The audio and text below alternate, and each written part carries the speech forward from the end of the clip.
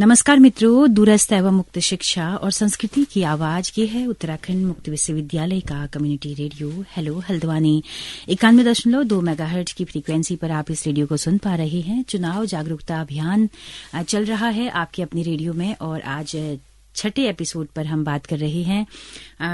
दोस्तों, चुनाव कानून संशोधन विधेयक 2021 अभी पास हुआ है। चुनाव सुधारों को लेकर लगातार आजादी के बाद से ही या 51-52 में जब पहले चुनाव हुए थे तब से ही लगातार सुधार होते रहे हैं। कई बार बहुत छोटे छोटे सुधार हुए हैं, लेकिन ये एक जो अभी विधेयक पास हुआ है इसमें 3 बड़े बदलावों पर बात हुई है जिसकी मांग लंबे समय से लोगों के द्वारा की जा रही थी। तो क्या है ये 3 बड़ी जो डिमांड्स थी लोगों की, क्या सुधार हैं 3, इन पर हम आज बात करेंगे। हमारे साथ मौजूद हैं उत्तराखंड मुक्त विश्वविद्यालय में डिपार्टमेंट ऑफ लोक प्रशासन में असिस्टेंट प्रोफेसर शुभांकर शुक्ला जी, जो आपको इस पर विस्तार से बताएंगे। शुभांकर जी, आपका बहुत बहुत स्वागत है हमारे इस कार्यक्रम में। जी धन्यवाद मैम। तो शुभांकर जी, विस्तार से बताएं कि ये विधेयक क्या पास हो चुका है और क्या ये जो इसमें बिंदु रखे गए हैं इसमें क्या आम सहमति से ये बिंदु रखे गए हैं और ये बिंदु हैं क्या? जी, उत्तराखंड मुक्त विश्वविद्यालय के लर्नर्स और जो अन्य श्रोताओं को मेरा नमस्कार। मैम, इसमें जो है जो 3 रिफॉर्म किए गए हैं, इसमें जो मैं थोड़ा सा सिलसिलेवार बताना चाहता हूं कि इसमें क्या क्या जो सुधार प्रस्तावित हैं और उसमें कैसे संसद में कार्यवाही चली है। अभी हाल ही में ये जो विधेयक हमारा चुनाव कानून संशोधन विधेयक 2021 पास हुआ है, अभी हाल की घटना है ये और चुनाव का माहौल भी है। तो इसमें इन्होंने जो प्रस्ताव सुझाए हैं उसमें पहला था कि जो विधानसभा और पंचायत में और जो केंद्र स्तर पे जो जितने भी आम असेंबली के चुनाव होते हैं उनमें सब जगह अलग अलग इलेक्टोरल रोल इस्तेमाल किया जाता है। तो पहले तो एक थोड़ा सा ये कॉन्सेप्ट क्लैरिटी भी मैं बताना चाहूंगा, करना चाहूंगा कि इसमें कि जैसे आम चुनाव होता है तो इलेक्शन कमीशन ऑफ इंडिया उसका एक इलेक्टोरल रोल तैयार करता है। तो कई लोग सोचते होंगे कि राज्यों में भी राज्य निर्वाचन आयोग होता है, तो ऐसा नहीं है कि राज्य निर्वाचन जो विधानसभा के चुनाव होते हैं राज्य निर्वाचन आयोग करवाता है। विधानसभाओं के चुनाव और जो आम चुनाव लोकसभा के चुनाव दोनों ही लोक निर्वाचन आयोग भारत निर्वाचन आयोग करवाता है। तो अब इसमें क्या है कि इलेक्टोरल रोल जो मतदाता सूची होती है उसमें अलग अलग बनने की वजह से कई सारी अनियमितताएं आती हैं। अनियमितताओं में क्या है कि अनियमितताएं कहने विसंगतियां कह सकते हैं उसको। उसमें जैसे कि अगर पंचायत स्तर पे जैसे 1993 के बाद जो पंचायती राज एक्ट जो पास किया गया तो उसमें 3 टियर व्यवस्था की गई कि केंद्र, राज्य और पंचायत स्तर। तो उसमें इसी तरीके से जब चुनाव हुए तो चुनाव में राज्य सरकारों ने अपने जो है अलग इलेक्टोरल रोल बनाए और केंद्र सरकार ने विधानसभा के लिए और आम चुनाव के लिए अलग इलेक्टोरल बनाए। तो कई बार देखा गया कि उसमें से जो विधानसभाओं के चुनाव हो या आम चुनाव में हो, कई बार कई लोगों के नाम उसमें नहीं पाए जाते थे। तो पूछा गया कि भाई ये कैसे होगा। जनरली मतदाता पहचान पत्र है लेकिन लिस्ट में आपका नाम नहीं है। कई बार ऐसा देखा गया कि नाम नहीं आ पाता था उसमें। तो जनरली जब पता किया गया तो पता किया गया कि चूंकि पंचायत वाला जो चुनाव होता है वो घर घर जाके जो हमारे अधिकारी कर्मचारी गण है वो इकट्ठा करते हैं, उसमें उसी डेटा को कई बार विधानसभाओं में भी इस्तेमाल किया जाता है।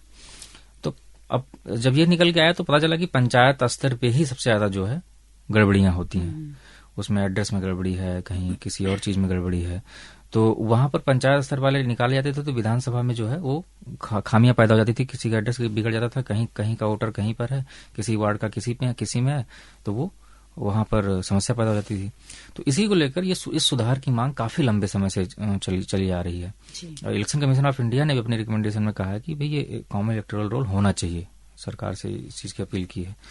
दूसरा था कि जो नए वोटर जो जुड़ते हैं हमारे इसमें इलेक्टोरल रोल में, उनका जब मतदाता सूची में उनका जो नाम जुड़ता है उसकी जो क्वालिफाइंग जो डेट रखी गई थी अब तक, अभी आप इलेक्शन कमीशन ऑफ इंडिया की साइट पे अगर आप चेक करें तो उसमें आप पाएंगे कि 1 जनवरी, उसमें भी लिखा, अभी कल ही मैं रिसेंटली चेक कर रहा था, 1 जनवरी उसमें लिखा गया था।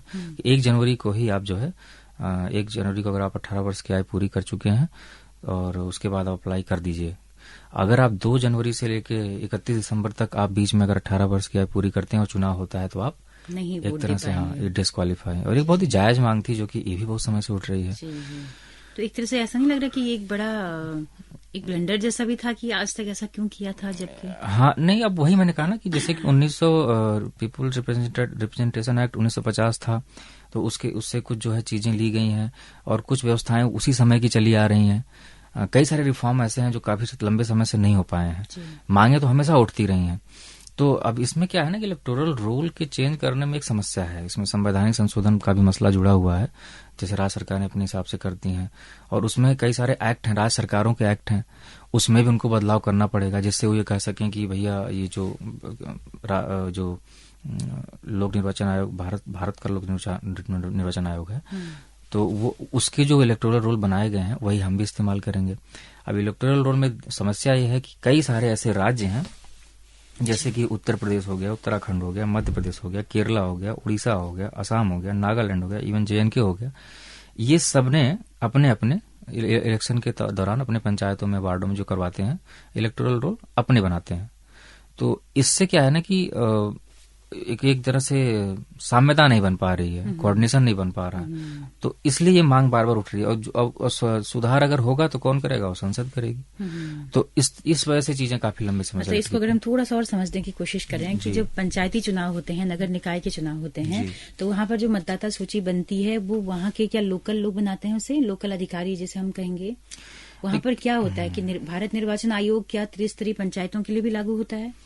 भारतीय नहीं, राज्य निर्वाचन आयोग जो है, ये जो तीसरी इकाई है, वार्डों में, पंचायतों में नगरीय चुनाव होते हैं, ये राज्य निर्वाचन आयोग का काम है। ये राज्य निर्वाचन आयोग का काम तो राज्य निर्वाचन आयोग पंचायतों के लिए भी वही सूची होती होगी और विधानसभा के चुनाव के लिए भी वही सूची होती है, अलग अलग होती है दोनों? कई बार चुनाव जब होता है तो कई बार चूंकि देखिए क्या होता है ना, कोई भी चुनाव हो, चाहे आम चुनाव भी हो, तो आम चुनाव जो हमारा बूथ बनता है तो सरकारी कर्मचारी, अधिकारी और सारे लोग एक ही लोग होते हैं, मैक्सिमम वही लोग होते हैं, बहुत ज्यादा बदलाव उसमें होता नहीं है, अधिकारी कर्मचारी वही होते हैं।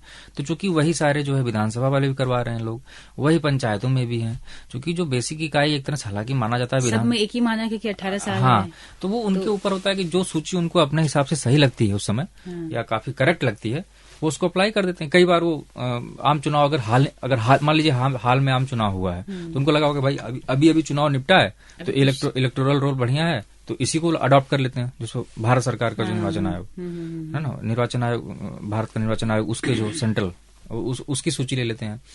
अब कई बार जैसे मान लीजिए कि उनको लगता है कि नहीं ये सूची ज्यादा करेक्ट है हमारी पंचायत वार्ड वाली, चूंकि बेसिक सिलेबस से तैयार की गई, तो कई बार उसको ले लेते हैं। तो वैसे अगर देखें तो पंचायत की सूची ज्यादा ऑथेंटिक तो हुई, लेकिन इसमें विसंगतियों की दिक्कत यह है कि इसमें डिटेलिंग की ज्यादा जरूरत पड़ती है, और उसमें वार्ड संख्या की जरूरत है और अन्य कई जानकारियां, जो जैसे कि अब जो लोग इकट्ठा करते हैं ये सारी सूचना, उसमें पंचायत स्तर पे उतना प्रोफेशनलिज्म मतलब मेंटेन नहीं हो पाता है। हाँ, क्योंकि जैसे विधानसभा, मान लीजिए आपका एक विधानसभा कॉन्स्टिट्यूएंसी है, उसमें ज्यादा बारीकियों में नहीं जाना होता in comparison with panchayat election में। तो पंचायतों में कई सारी बारीकियां आ जाती हैं, वार्ड एक जगह जगह का जो है मेंशन करना, जिक्र जरूरी हो जाता है। कई बार अधिकारी भी अपने स्तर से अगर ढील बरत देते हैं तो जो योग्य लोग होते हैं वो भी नहीं आ पाते हैं, तो कई तरह की दिक्कतें आती हैं। होना क्या चाहिए कि तीनों की अलग अलग सूची इस वक्त है, उसको अगर एक करने की डिमांड मांग की जा रही है, एक करने की डिमांड मांग की जा रही है जी। तो और जैसे दूसरा वाला सुधार जो था, पहले तो ये कॉमन इलेक्टोरल रोल की मांग होगी, जो बिंदुवार मैं जो बताना चाहूंगा। दूसरा सुझाव था कि ये जो नए वोटर जो जुड़ते हैं उनकी जो क्वालिफाइंग डेट 1 जनवरी थी, तो उसको बोला गया कि 1 जनवरी को हटा के, मतलब 1 जनवरी तो रहेगी, हटा के नहीं, 1 जनवरी रहेगी, उसको क्या करना है कि इसको 3-4 डेट कर दी जाए। तो जनवरी के साथ साथ वो कहा गया कि इसको जो है आप अप्रैल में भी करिए, जुलाई में भी करिए, और अक्टूबर के महीनों के जो पहले दिन हैं उसमें 18 वर्ष अगर हो चुके लोग हैं तो उनको शामिल कर लीजिए। अच्छा। जैसे जनवरी है, अप्रैल है, जुलाई है, और अक्टूबर के महीने के जो पहले दिन 18 वर्ष हो रहे हैं। अच्छा, तो 4 दिन साल के। अच्छा, हाँ, बल्कि इसमें वाईवी कुरैशी जो है, इसमें कुरैशी साहब थे हमारे निर्वाचन आयुक्त थे भारत के, तो उन्होंने अच्छा सुझाव दिया था कि अगर जो वोटर इन डेट्स पे जो है अगर 18 वर्ष की आयु पूरी करते हैं और तो उनके बर्थडे पे जो है उनको आइडेंटिटी कार्ड दिया जाए। अच्छा, हाँ, इलेक्शन इलेक्टोरल आइडेंटिटी कार्ड। अच्छा, युवाओं को थोड़ा सा रिझाने के लिए या उनको एक सम्मान देने के लिए और समय के साथ चलने के लिए कि मतलब एक थोड़ा सा रहेगा ना कि उनके बर्थडे पे उनका जी मतदाता पहचान पत्र मिल रहा है। तो ये कुछ खास लागू किया गया अभी नहीं हुआ है? नहीं, मतलब उनका सुझाव था। हाँ, अभी उनका आर्टिकल भी एक आया था एक पेपर में, इंडियन एक्सप्रेस में, तो उसमें भी ये बात थी, उन्होंने जिक्र किया था। और तीसरा जो महत्वपूर्ण सुझाव है जिसको संसद में पास भी कर दिया गया, हालांकि इसमें थोड़ा सा दुर्भाग्यपूर्ण ये है कि इसमें बहस जितनी अपेक्षा थी सबको उतनी हो नहीं पाई। इसमें था कि जो वोटर आइडेंटिटी कार्ड है वो उसको जो है आधार से लिंक करने की बात की गई। जी। तो अब ये 3 जो सुधार हैं, इनके कुछ चुनौतियां हैं और उसमें हालांकि कुछ समाधान भी हैं। चुनौतियां इस सेंस में कि चूंकि डिजिटल एज है और पीपुल्स ऑफ रिप्रेजेंटेटिव एक्ट जो 1950 का था, तो काफी वक्त गुजर चुका है, हम डिजिटल एज में आ चुके हैं। तो इसमें जो है, जैसे कि आप जो रूल बनाने की प्रक्रिया है, ये इलेक्टोरल रूल की अगर मैं बात करूं तो ये जो रजिस्ट्रेशन ऑफ इलेक्टोरल रूल है, और ये रूल जो है रिप्रेजेंटेशन ऑफ पीपुल्स एक्ट 1950 से ही ताकत पाते हैं, उसी के अंदर बनाए गए हैं। तो इसमें क्या है, इन नियमों में जिक्र है कि इलेक्टोरल रोल कैसे बनाया जाएगा। हालांकि प्रतियोगी परीक्षाओं में कई बार सवाल भी आता है कि इलेक्टोरल रोल बनता कैसे है, तो कई बार लोग सोचते हैं कि संविधान में जिक्र होगा। संविधान हालांकि 324 में चुनाव आयोग है, आर्टिकल 324 में, उसमें कई सारी चीजें मेंशन की, लेकिन ये चीज नहीं है। ये चीज जैसे कि रजिस्ट्रेशन ऑफ इलेक्टोरल जो रूल है, वो रिप्रेजेंटेशन ऑफ पीपुल एक्ट 1950 के अंतर्गत ही बनता है, ये संविधान से नहीं जाता है। इसी तरह के कई तरह के राज्यों के भी अपने एक्ट बनाए गए हैं। और मेन चीज ये है, इलेक्टोरल रोल बनाने में क्या होता है कि एक बेसिक यूनिट मानी जाती है। जैसे मान लीजिए आप इलेक्टोरल बना रहे हैं कोई भी, तो राज्य बनाए या केंद्र बनाए, तो उसमें क्या होता है कि ये पूरा काम निर्वाचन आयोग का ही होता है, इलेक्टोरल बनाने का काम। तो उसमें बेसिक यूनिट जो असेंबली जो इलेक्शन होते हैं, असेंबली ही कॉन्स्टिट्यूशन विधानसभा की इकाई को ही उसे जो बेसिक यूनिट माना जाता है। और भारतीय इलेक्शन प्रणाली में इसको जो है बेसिक यूनिट का दर्जा दिया गया है। अब बेसिक यूनिट जैसे क्या हुआ कि जो विधानसभा की इकाई होती है, वो कई सारी विधानसभाओं की जैसे असेंबली सीट मिलती है, विधानसभा की जो सीट मिलती है, तो उससे एक लोकसभा क्षेत्र बनता है। तो लोकसभा की सीट देखते होंगे आप, जनरली बड़े होते हैं, इसीलिए देखिए उत्तराखंड जैसे छोटे राज्य में कम सीटें होती हैं, 5 ही सीट होंगी उसमें, और यूपी में ज्यादा होंगी। तो जितनी ज्यादा एरिया होगा उतनी ज्यादा सीट होगी। तो लोकसभा की सीट से कंपेरिजन में विधानसभा की डेंसिटी होगी, हाँ, जितना डेंसिटी पॉपुलेशन होगी, तो उसके चलते जो क्या होता है कि जो विधानसभा की जो क्षेत्र होता है, उसको एक बेसिक यूनिट माना जाता है उसकी कॉन्स्टिट्यूंसी को इलेक्टोरल रोल बनाने के लिए। फिर जब इधर पंचायतों में बनाए जाते हैं रोल वगैरह, तो उसी विधानसभा की यूनिट को ही कई सारे वार्डों में तोड़ दिया जाता है। तो 20 की यूनिट है, मतलब आम चुनाव होगा लोकसभा का, तो उसी से वो बनेगी कॉन्स्टिट्यूंसी से। और जब पंचायत वाले होंगे तो उसी को तोड़ के वो वार्ड वगैरह पंचायतों में बनाए जाएंगे। जी। और कई बार इलेक्टोरल रोल में जो हमारे जो नाम मिसिंग रहते हैं, जैसे मैंने बताया कि पंचायतों के रोल में जो विसंगतियां पाई जाती हैं, तो वो वाली बात आती है। तो अब इसमें बेसिकली इस सुधार के आने से देखिए फायदे क्या क्या होंगे अगर इलेक्टोरल रोल बनाया जाता है। जैसे मैंने बता दिया, कॉमन इलेक्टोरल रोल आने से एक चीज जो बताई गई, मैंने बोला ना कि कई सारी बारीकियां होती हैं। जैसे पंचायत और वार्डों में उनके वार्ड नंबर वगैरह भी मेंशन होते हैं। तो एक इसका जो एक तर्क है विरोध में कि लोग कहते हैं कि इतनी डिटेलिंग कौन करे और क्यों करनी जरूरी है जब पहले से सब कुछ चीजें तय हैं। तो उसमें सुझाव यह है कि कोई बात नहीं, अगर पंचायत हम लिस्ट बनाएंगे पूरी डिटेल के साथ, वार्ड तक की डिटेल के साथ हम लिस्ट बनाएंगे। ऐसा करेंगे जब विधानसभा के चुनाव होंगे तो उस पूरे जो वो वाला जो सेक्शन है जो जरूरी नहीं है विधानसभा में, वार्ड वगैरह की डिटेल वाला, उसको हटा देंगे और केवल वोटर्स का नाम है, जो भी जरूरी जानकारी है उनका नाम और मतदाता पहचान जो भी जानकारी, एज, उम्र वगैरह जो भी होती है जो जरूरी वहां पर वो ले ली जाएगी। बाकी वार्ड वगैरह हटा देंगे। तो ये उसका जो है प्रस्ताव था कि भाई इसमें कोई दिक्कत नहीं। तीसरी चीज क्या होती है, जो सबसे बड़ा जो चेंज है जो कि दिखता नहीं हम लोगों को, बेसिकली क्या होता है, जो जैसे आपने पूछा ना कि कौन लोग बनाते हैं और अधिकारी कर्मचारी वही होते हैं, इसमें बेसिकली ज्यादातर लोगों की जो ड्यूटी लगती है, इलेक्टोरल रोल जो बनता है वो घर घर जाके बनता है। उसमें टीचर्स लोग या कर्मचारी सरकारी लगते हैं, इतने और बड़े परेशान रहते हैं कि जो है वो तो परेशान रहते हैं, ऊपर से जो शिक्षा व्यवस्था पे हमारा जो प्रतिकूल प्रभाव पड़ता है, ये सबसे बड़ी बात है। वो एक बड़ा फायदा होगा। हाँ, मतलब लोगों की जो उतना संसाधन जो लग रहा है, मानव संसाधन, और जो मतलब चुनाव आयोग के लोग तो है नहीं, बिल्कुल आम जनता से ही सरकारी कर्मचारियों से हेल्प ली जा रही है, तो वो हमारा टाइम बच जाएगा उनका। हाँ, तो वो अब बार अब पंचायत चुनाव हो रहे हैं, अब टीचर ने अपना बस्ता उठाया, घर घर जानकारी इकट्ठा करने जाना। विधानसभा चुनाव फिर टीचर ने बस्ता उठाया, आम चुनाव फिर टीचर ने बस्ता उठाया, क्योंकि शिक्षक ही सबसे ज्यादा तादाद में है कर्मचारी। हाँ, इसलिए उन्हीं की बारी आती है, उनकी बारी आती है। तो इससे जो है बड़ी मतलब वो बच जाएंगे और बार बार उनको रोल बनाने के उनके घर पे नहीं जाना पड़ेगा। तो ये तो हो गया रोल की बात। अब वोटर वाली बात मैंने बता दी कि ये 18 वर्ष की जो आयु वाला मसला था, 1 जनवरी को जो पूर्ण करते थे उसको 4 बार बांट दिया गया, अप्रैल में, जुलाई, अक्टूबर में। अब जो मेन मुद्दा था आधार से लिंक करने का, इसको आधार आईडी से लिंक करके आपके वोटर आइडेंटिटी कार्ड को जो लिंक करना था, इस मामले में बड़ी बहस है। कुछ जो है कंट्रोवर्सी भी है, कुछ ऐसे कुछ सुझाव भी हैं। इसके सुझाव भी लोगों ने दिए हैं, कई सारे आर्टिकल्स अभी हाल के न्यूज़पेपर में आए हैं। तो इसमें जो समस्या, मैं पहले समस्याओं पे जाऊंगा, फिर उसके बाद फिर इसके जो निदान है वो भी है। ऐसा नहीं है कि हर किसी में है। इसमें देखिए क्या है कि चूंकि बिल जल्दी में पास हुआ, जैसा कि मैंने बताया कि थोड़ी बहस इस पर होनी चाहिए थी। तो अब डिजिटल एज के टाइम में सुधार किए जा रहे हैं और प्रेरणा हमको कहां से लेनी है? पीपुल ऑफ रिप्रेजेंटेशन एक्ट 1950 से। तो जाहिर सी बात है, जब तक उस एक्ट में परिवर्तन नहीं होगा तब तक इस मामले में बढ़ना मुश्किल भी है और हानिकारक भी हो सकता है। जी। अब आधार को एक आम राय जैसी बन गई है कि हर जगह आइडेंटिटी दिखाने के लिए बोला जाता है कि आपके पास आधार है कि नहीं। इंग्लिश में एक टर्म है, उसको बोलते हैं यूबिक्विटस आइडेंटिटी, सर्वव्यापी पहचान पत्र। जबकि वो क्या है? वो आपका एक डिजिटल आइडेंटिफिकेशन है। और आधार के मामले में कहीं ये नहीं लिखा गया है कि जैसे हम बार बार परीक्षाएं देते हैं और अन्य जगह निवास प्रमाण पत्र जमा करते हैं, आधार अन्य जगह मान्य नहीं होता है।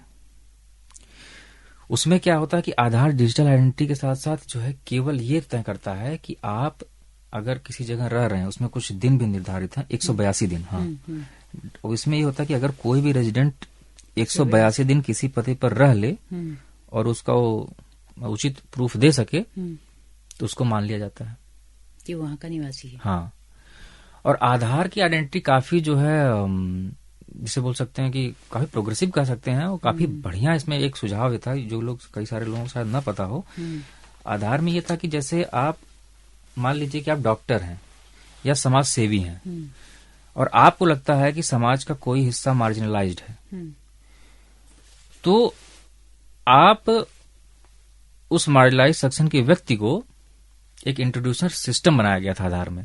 आपको लगता है कि ये आदमी किसी भी सरकारी योजना के नेट में आ सकता है, लेकिन किन्हीं वजहों से बाहर है, वो अनपढ़ है, अशिक्षित है, जो भी है, तो आप अगर डॉक्टर हैं, आप समाज सेवी हैं, तो उस इंट्रोड्यूशन सिस्टम के माध्यम से आप उस आदमी का नाम रिकमेंड करके उसको मुख्य धारा में ला सकते थे आधार के जरिए।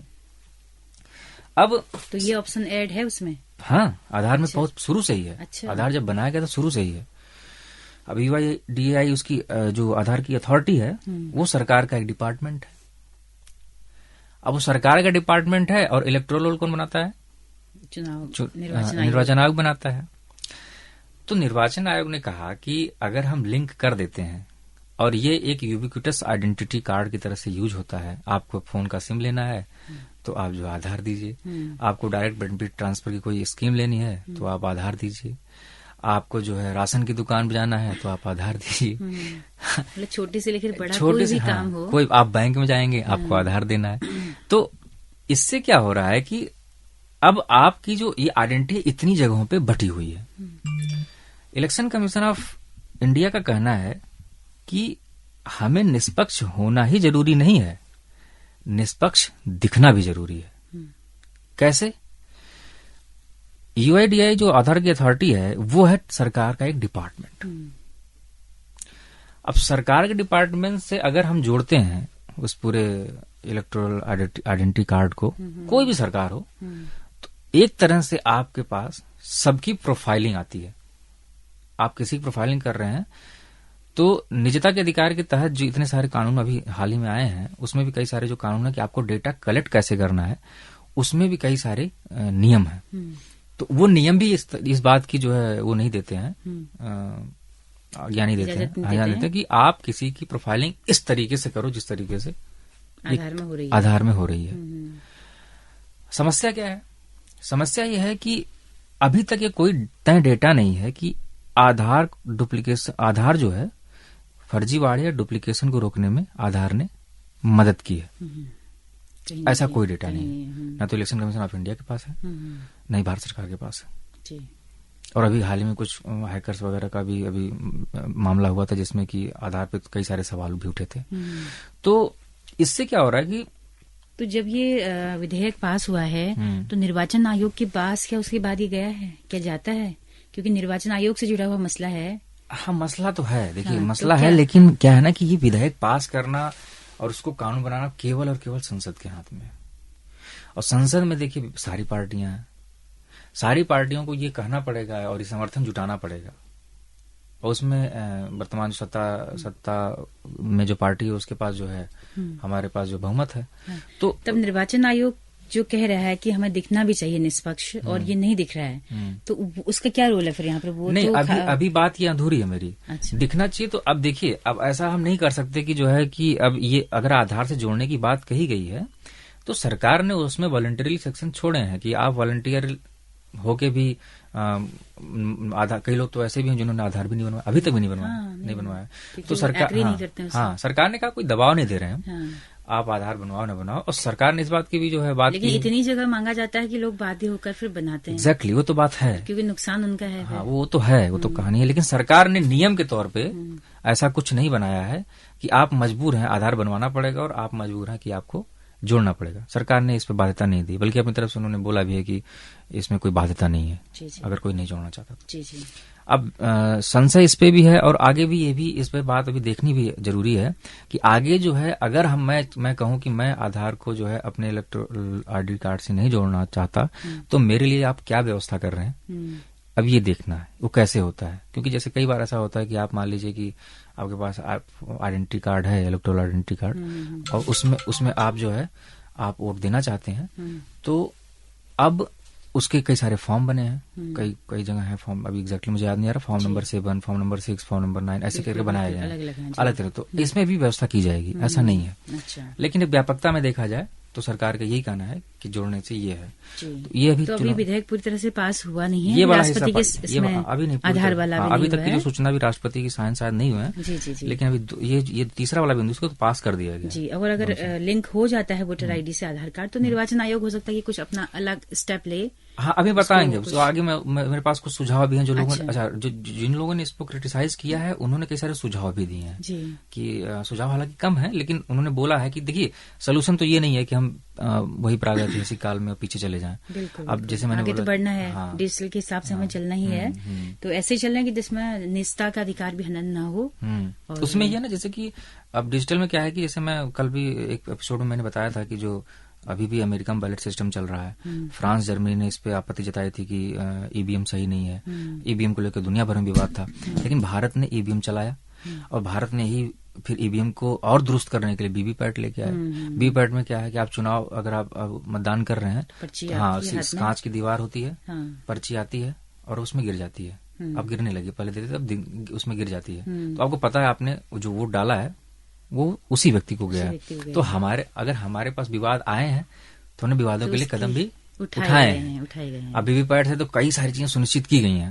अब इलेक्शन कमीशन दावा तो कर ही रहा है कि जो है आप करके दिखाइए, हैक करके दिखाइए। लोग ये भी बोल रहे हैं कि हैक हुआ, लेकिन ऐसा नहीं है। जी जी जी। तो आप स्थापित रूप से नहीं बोल सकते अभी जी। तो हम जानना चाहेंगे शुभांकर जी की वो सुझाव क्या हैं जो दिए गए हैं। उसमें कई सारे, जैसा कि पहले होते हमारे पास डेटा होना चाहिए। इसमें जो अभी चुनौतियां, अभी 2-3 बार बताता हूँ, फिर इसमें सुझाव पे आते हैं। इसमें चुनौतियों देखिए, जैसे कि मैंने बताया कि यूआईडीआई जो अथॉरिटी है आधार की, वो जो एक सरकारी डिपार्टमेंट है और इसमें एक न्यस्त स्वार्थ की बात आती है। लोग ये शंका उन लोगों के अंदर है और जताते हैं कि अगर ये किया गया तो जब भी सरकार में जो भी पार्टी रहेगी उसमें क्या होगा कि आधार की अगर प्रोफाइलिंग सबकी डेटा हो जाती है तो कई बार क्या होता है कि कई सारी जो सीट्स होती हैं चुनाव में वो 1% के मार्जिन पे हारी और जीती जाती हैं।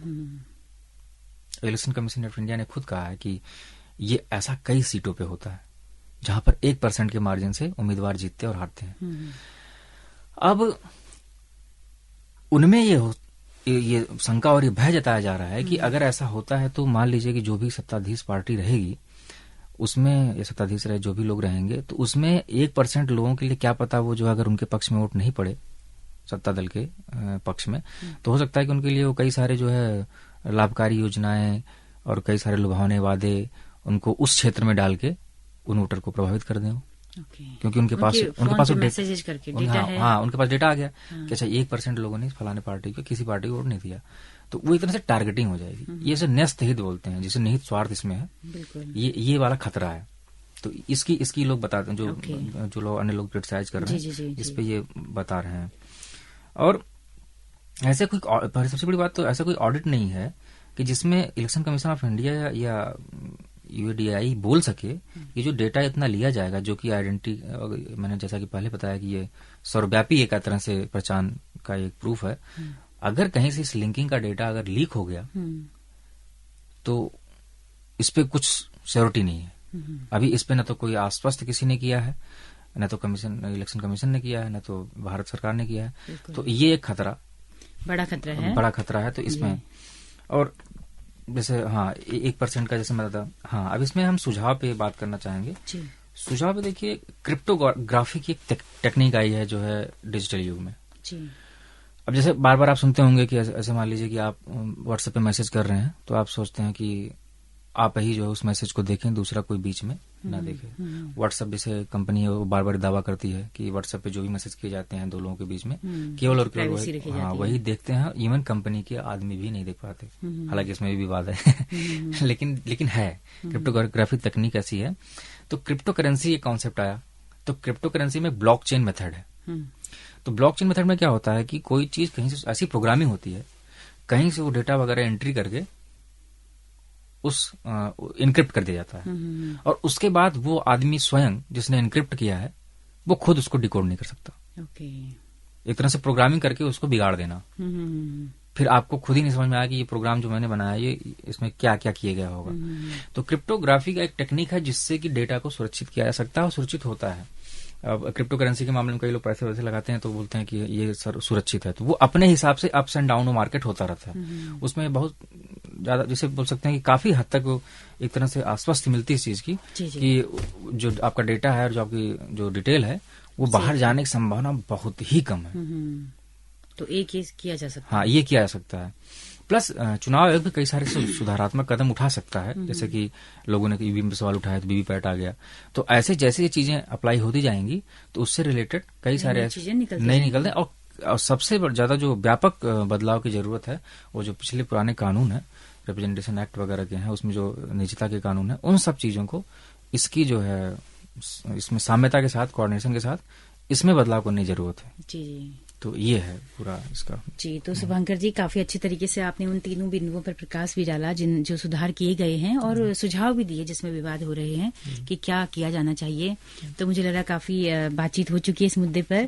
चलते चलते अगर कोई संदेश हो आपका जी मतदाताओं के लिए। जी अब मतदाताओं के लिए मेरा यही संदेश है मैम कि सब लोग अपने जो कॉन्स्टिट्यूएंसी में जो अगर मतदान पहचान पत्र नहीं बनाया है तो बनवा लें। और हालांकि अभी तो जो माहौल चल रहा है इसमें तो कई जगह कैंप लग के भी मतदाता पहचान पत्र बनाए जा रहे होंगे। और ऐसा भी होता है कि जो व्यवहारिक एक तरीका ये भी है कि जो ब्लॉक होते हैं, ब्लॉक पे जो है अगर आप जाइए आवेदन करिए तो आपका वहाँ, अगर कैंप में जाएंगे तो वो फोटो वगैरह के साथ फीस वगैरह भी नहीं लगती। अच्छा। मतदाता पहचान पत्र की सब कुछ फ्री में होता है। अब तो ऑनलाइन कर दिया वैसे। हाँ, ऑनलाइन भी कर दिया। ऑनलाइन में जो ऑनलाइन लोग एफिशिएंट है वो वहाँ भी अप्लाई कर सकते हैं, आवेदन कर सकते हैं। और नहीं कर सकते हैं ऑनलाइन, अगर दिक्कत है तो ब्लॉक में भी व्यवस्था होती है, ब्लॉक में आवेदन कर सकते हैं आप। तो वहाँ से मतदाता पहचान पत्र बन सकता है। और बेहतर है कि अपने उम्मीदवार को ही ज्यादातर केंद्र में रख के वोट दें, बाकी चीजें तो होती रहती है। बिल्कुल बिल्कुल। तो बहुत बहुत शुक्रिया शुभांकर जी इस नए कानून पे, एकदम नए कानून पर बहुत सारी चर्चा करने के लिए, ताकि लोगों को भी एकदम नया कानून पता चले कि क्या क्या सुधार हुए हैं। आपका बहुत बहुत शुक्रिया। धन्यवाद जी। तो दोस्तों आप सभी का भी बहुत बहुत शुक्रिया इस चर्चा को अंत तक सुनने के लिए, हमारे साथ बने रहने के लिए। अगर ये कार्यक्रम पसंद आया हो, ये जानकारी आपको अच्छी लगी हो तो अपना फीडबैक हमें जरूर दीजिएगा और कुछ सुझाव हो तो वो भी दीजिएगा। हमारा यूट्यूब चैनल है, फेसबुक पेज है हेलो हल्द्वानी नाम से। इसी के साथ अपने रेडियो मित्र सुनीता भास्कर को दीजिए इजाजत। नमस्कार।